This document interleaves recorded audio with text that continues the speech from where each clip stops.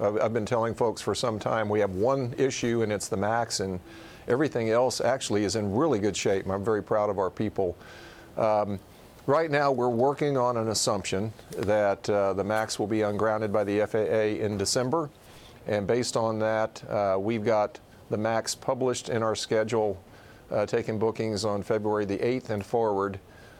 We've got an assumption of roughly 30 airplanes in service at that point. We own 34 at this point, so I think all those are reasonable assumptions. But I just have to quickly add, Boeing has missed all of their predicted schedules so far. The nice thing about where we stand today is the final software has been submitted to the FAA this week. The FAA is evaluating that, and so we're at least in the certification process, if you will, with the FAA, and I do think that is a great progress. But whether they will be done with their review and unground the airplane in December, I just don't know. Okay. How damaged has your relationship with Boeing been as a result of this?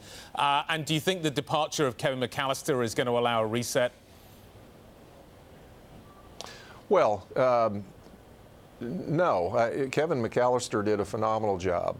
Kevin inherited this, and I was very sad and sorry to see him go.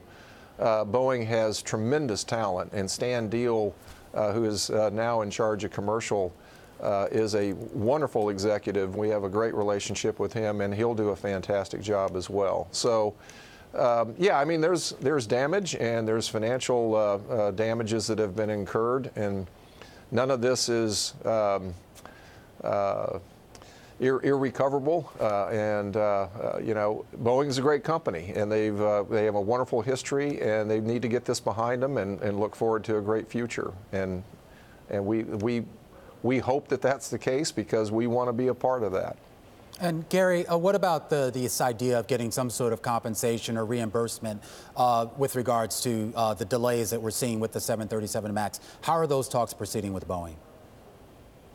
Well, again, more than an idea. Boeing's already set aside reserves for that, and absolutely, we're demanding that be the case. We've suffered significant harm, and it's a great setback for us. So, they're private conversations, and they're progressing. And as I mentioned in the press release, we're anxious for those to get concluded. So I have two primary objectives right now. One is to settle up with Boeing on that, and the second is let's get the MAX safely back in the air, and that's our focus. Okay.